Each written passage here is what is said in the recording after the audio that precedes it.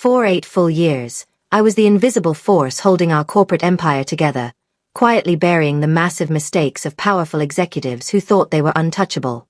I never asked for fame or public praise, but I made sure I was completely indispensable. However, when I walked into the office on a rainy Tuesday morning, I immediately noticed my private weekly meeting with the chief executive had vanished from my schedule. Within hours, my master administrative access to the entire network was silently revoked, proving that the company was preparing to throw me away. I had spent my entire career anticipating the exact moment the corporate vipers would turn against me. Instead of panicking, I calmly packed my things and waited for the inevitable ambush to unfold. Sure enough, I was summoned into a glass conference room where the newly appointed vice president, an arrogant young man named Julian who had married into the founder family, sat alongside our nervous human resources director.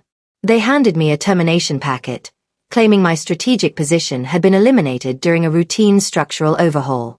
Julian smirked as he demanded that I sign the official exit papers, clearly expecting me to cry, beg, or cause a scene in front of the entire office. I did not say a word or shed a single tear. Instead, I pulled out a custom fountain pen, carefully signed the acknowledgement form, and casually walked out of the building. What Julian did not realize was that 3 years prior, I had built a legal verification framework into our security system that bound my unique signature pressure to an encrypted archive. Long ago, when the company was desperately navigating a chaotic corporate merger, I personally drafted the legal safety nets for executive contracts. Hidden deep inside those massive documents was a dormant clause designed to protect key strategists from unfair political purges.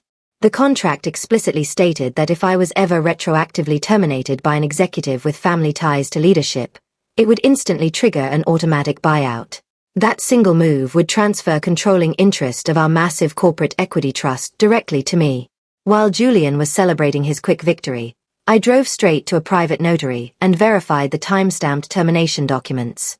Every single condition required to activate the dormant clause had been satisfied the moment Julian signed my severance paperwork. He thought he was cleverly eliminating an expensive legacy employee, but in reality, he was blindly walking into a massive financial landmine I had buried years ago.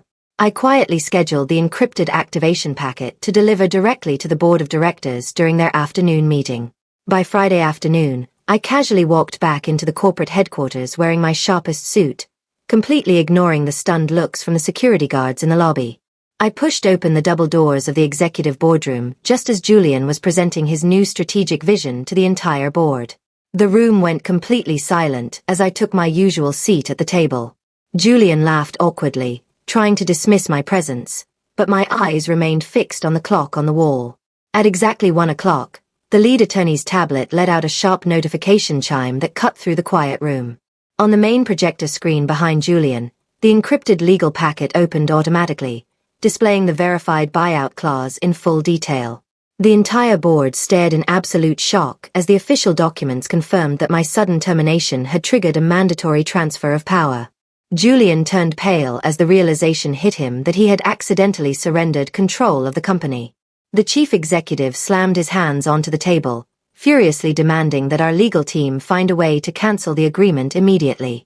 The lead attorney carefully reviewed the digital signatures, the notarized timestamps, and the Delaware registry filings before slowly shaking his head in defeat. Every single loophole had been completely sealed years ago, making the contract absolute and legally binding. The board members began whispering frantically among themselves as they realized their absolute authority had completely vanished in a single second. Julian tried to argue that the clause was merely an outdated draft from the merger, but the attorney firmly shut him down. The email announcement Julian had sent out regarding my termination explicitly cited a family-led restructuring, which fulfilled every single requirement needed to execute the transfer. The board realized that the young man they promoted out of favoritism had just destroyed their entire empire. I sat quietly at the end of the table, enjoying the complete collapse of their arrogance. Sudden stream of automated alerts began buzzing on every single device across the boardroom table, signaling that the corporate server was re-indexing ownership rights. The finance portal officially updated its control index, confirming that 72% of the executive equity pool had been consolidated under my name. The chief executive looked at me with pure horror, finally understanding that I was no longer an employee who answered to his commands. I had officially become the majority stakeholder of the entire organization. The chief executive fell back into his leather chair, completely stripped of his usual confidence and power. Brandon tried to stammer an apology, but there was nothing left for him to say as the reality of his failure set in.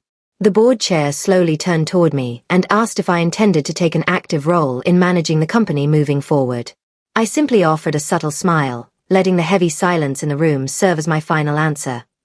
Before leaving the room, I took my old employee badge out of my purse and gently slid it across the glass table toward Julian. I looked him dead in the eye and softly thanked him for firing me, reminding him that I could never have activated the clause on my own. As I walked out into the bright afternoon sun, the corporate monitors behind me locked into a final confirmation screen. I had entered that building as a discarded employee, but I walked out owning everything they built.